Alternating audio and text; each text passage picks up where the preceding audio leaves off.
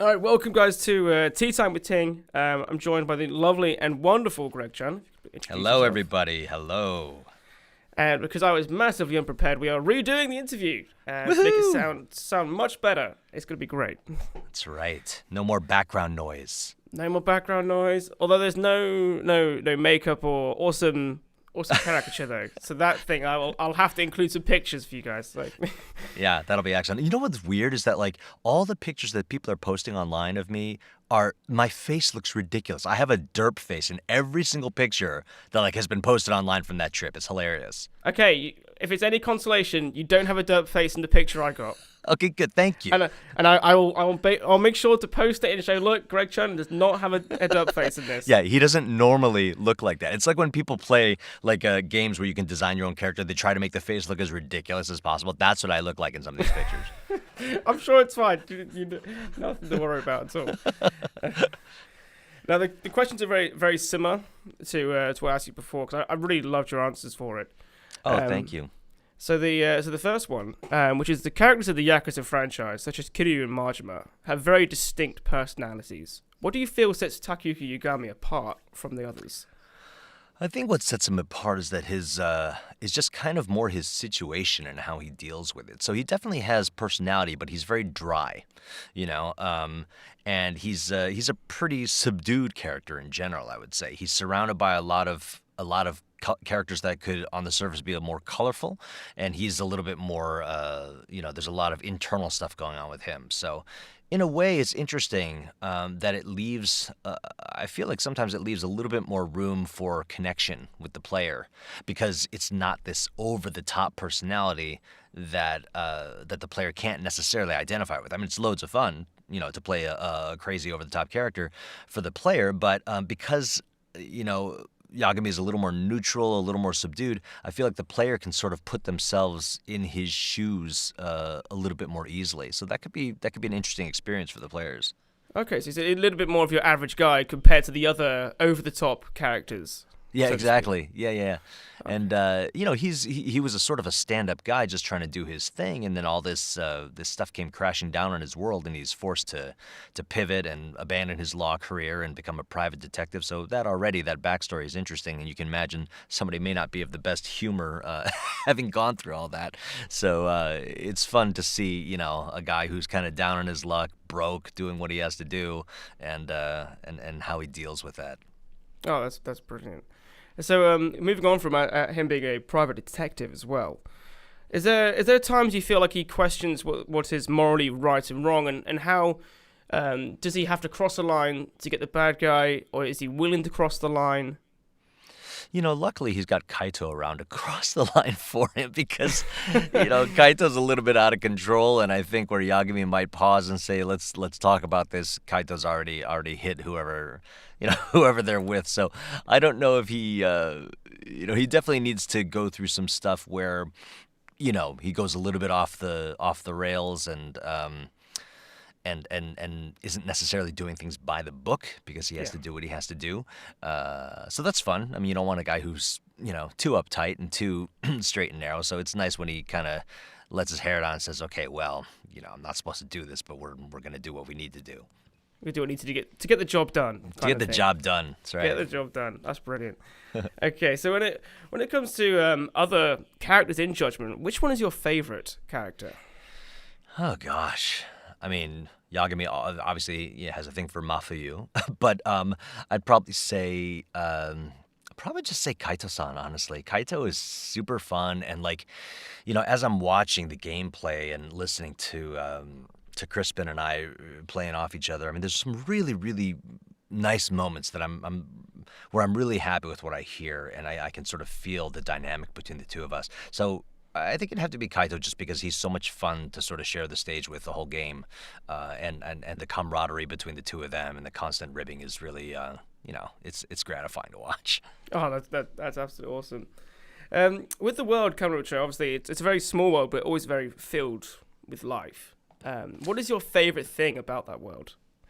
I mean, honestly, my favorite thing about it is just the fact that do the most random stuff and just duck into like a video arcade or whatever and play these, or Mahjong Parlor, or all these number of mini games that were put in, and just waste time. You don't even, in reality, if you were to abandon your main quest and just play Mahjong for 3 days, things would not work out too well. I mean, you'd miss you'd miss out on things and be like, oh, my bad, I should have followed up on that lead. But yeah, go ahead. Yeah, your work's calling, and then you've just gone off to go play Mahjong for a few days. Exactly. You're playing darts, and honestly, some of the most fun lines I had to do, I think, were playing with these mini games and having to express various levels of success as you're going along. I think I remember with the darts game, at least we recorded this. I hope it made the final game, but at some point, it's sort of like you're going, yes, great, whatever. But then you have to flip the coin and do stuff like, oh, I suck at this, and like that's terrible, So that kind of stuff is just a lot of fun, and I think it brings a lot of life to the game because it gives the user freedom to do what they want, and if they want to take a break from the main quest, because as I mean, as a gamer yourself, like a lot of times if the story is a bit too linear, at some point your eyes kind of glaze over and you need a break. And whereas in normal life you just get up and not play and go, I don't know, for a run or eat an apple or something, in this game you can go just sort of tool around and goof off in the game as you might want to. So that's sort of the way it sort of includes that aspect of it is really, really a lot of fun. Yeah, I remember in the other Yakuza, I was meant to go do the final boss fight and be taken there and do the fight of my life, and I'm there singing karaoke in a bar and fighting thugs on my way over to other place to run a cabaret club. It's I know, and presumably the boss is just waiting there, just waiting for you to show up, while you do your thing. This death-defying moment will happen whenever I arrive, so that's right. I may be a while. So moving on from the multitude of mini games, do you have a favorite mini game at all? I got to say, I haven't gotten to play all of them yet. But the sort of there's one that's involves dice, and you're running around this kind of really bright, flashy.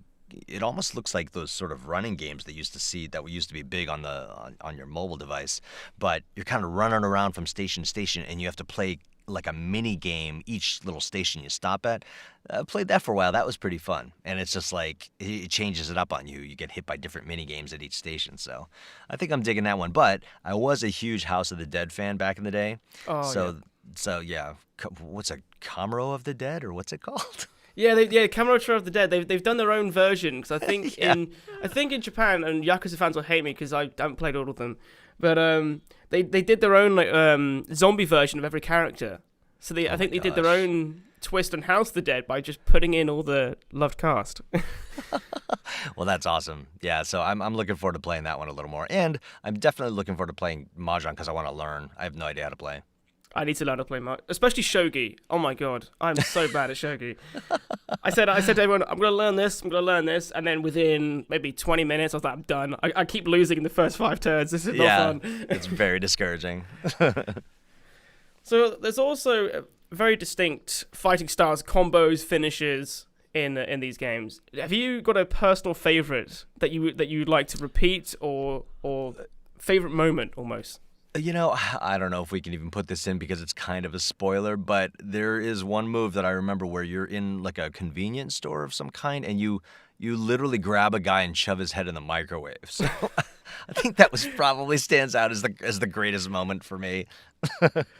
Oh my god, that's another level, because there's so many combos where you just you watch, but you almost can't. You think, oh, that looked really painful. Yeah. But the combat trailer is awesome. I don't know if you've seen it, but I think they were playing it in the pub while we were there that night. But I've watched it a bunch of times, and it just really gets me hyped. You know what I mean? Like it shows off a bunch of the moves. It just kind of, the way it's put together is super cool. So for anybody listening who hasn't checked out the combat trailer yet, give that a look. It's pretty awesome. Yeah, and we'll also link in the video as well, just to help people see it. Oh, awesome! That'd be great. And with Judgment, what do you think sets this apart from the Yakuza series more than? And can we expect to see more Takayuki in the future? I don't know if he's going to come back or not. I think maybe this is just his story and that's the way it goes, but anything's possible. Obviously, I would love it if he came back. I'd Yeah. love to play this guy for the rest of my life. I mean, this experience has been amazing, but I think what sets Judgment apart really is just it's a slightly different vibe. Like it's the same universe. It's in Kamurocho and everything, but it's kind of a more of a detective story and kind of a noir sort of feel to it. I think it's a little bit less outrageous than, than the Yakuza games, but and obviously that's a big reason why people love the Yakuza franchise. Is that it's just super silly at times, but Judgment does it in a more subdued way. There are definitely moments of levity and moments of silliness, but I don't think it's quite as flamboyant as you might see in a Yakuza game. At the same time, the fact that it is sort of more investigative and it's a different kind of game, and I think people actually will find it really, really fun being in that universe, but having sort of a different way of approaching the game, if that makes sense. So, more on the voice acting side of it, how was it recording the English dub and the disparity between obviously English and Japanese voice lines, and how did it affect you deliver them?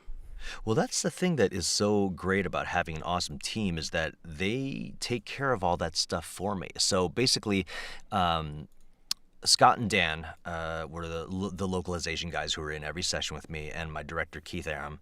And what would happen is they've already rewritten everything to make it make sense in English. So, Yeah. if there are any sort of Japanese expressions that simply don't carry over to English, you can't do a literal translation of everything that's said because there's plenty of stuff that's not going to make any sense. And so they've already rewritten all those to make it colloquial. And then when we get in the room and we sort of lay the line on the lip flaps, if they're sync or if we're sort of just hearing how the line sits in the flow of the story, if it doesn't work for any reason, they just sort of rewrite it on the fly. Oh, And that's brilliant. yeah, yeah, and it was a very collaborative effort. I mean, what was wonderful for me is that they allowed me to have input. So if I kind of told them, hey, look, I know what they're trying to say here. This is kind of, as the character, this is how I feel he would say it. I wouldn't contract, or I would contract you are and say you're, and stuff like that. Yeah. Little touches that make it feel right in my body and with my voice, they were always open to hearing. And so a lot of these decisions we would make kind of through committee, and everybody would be happy with the end result. So it was a very collaborative, very rewarding process in that way. That's brilliant because it's almost like when you write something down and then you go to read it out and you think, oh, that didn't quite flow how I thought it would flow. Exactly. Yeah, And, exactly. And that kind of that's brilliant. So also I've looking at your portfolio. I've seen you like to produce music and I've seen you're very much a fan. So what a part of Judgment soundtrack stands out to you the most, and do you have a favorite track? Well, I've only I've only had time to play a little bit of the demo. I really like just sort of the kind of the music that they have is just sort of roaming around Kamurocho. I love how the environment reacts to where you are. So if you're close to getting caught by this guy you're trying to tail, and the music gets a little more tense, and all the stuff that I'm hearing so far on the soundtrack, I'm really loving. But above and beyond, like I love the theme song of the opening credits. I think it's a group. It's a Japanese rock band or something. It just gets me amped just hearing that. I really, really love that track. And actually, I really, really love the track on the combat trailer, to bring that up again. I think the track on the combat trailer is awesome. Definitely. So it always gets you ready to fight, gets you ready to sit down and play Judgment, essentially. Definitely. And the interesting thing is that my music production and most of what I do musically is very much on the orchestral side. So if you're thinking more, less sort of like drums, guitars, and electronic stuff, and more violins and piano and brass and percussion, that's more what I do. And so hearing these other tracks and hearing how effective they are, it's definitely inspiring to my own musical aspirations and how I'd like to expand my career there. And it really, really sort of motivates me to listen to more of this kind of vibe and kind of develop that intuition so that I can put together music that's, that I'll be pleased with in these other genres. Is there anything you're looking forward to most that players will see when they play Judgment? Yeah, I think what I'm really looking forward to is hearing people's reactions to the dub in general, because I feel like, there's always going to be some naysayers out there no matter what you do. But for the most part, a lot of people have been really cool about coming up to me and saying, hey, look, I'm a Japanese language purist. I've never considered, doing a dub for any of these things, movies, this and that, anime, and they're like, from what I've heard, I'm actually going to give it a chance, and that's the whole reason we tried so hard and put in so much work with this dub effort, is to bring the game to a wider audience. So when I hear somebody who's dead set against English dubs say, I'm actually going to give your dub a try, that's really the best thing I could ask for. Oh, definitely. That's if it helps as well, I'll be using dub the entire way, because it's just that little bit easier, not having to I do usually read subtitles, but there's something nice being able to just sit back, relax, hear the voices. I obviously haven't played the game. I very much enjoy the dub as well, because I went back, listened through it, and I was like, I'm really happy with this. So I'm gonna be using this on my main playthrough of the game. Oh, great! Thank you. That's awesome. I appreciate that. Anytime. And thank you very much, guys, for listening to this interview with the lovely and wonderful Greg Chun. Thanks, guys. Great to chat with you. And I hope you guys look forward to playing the game, and we'll be streaming it live when the game comes out.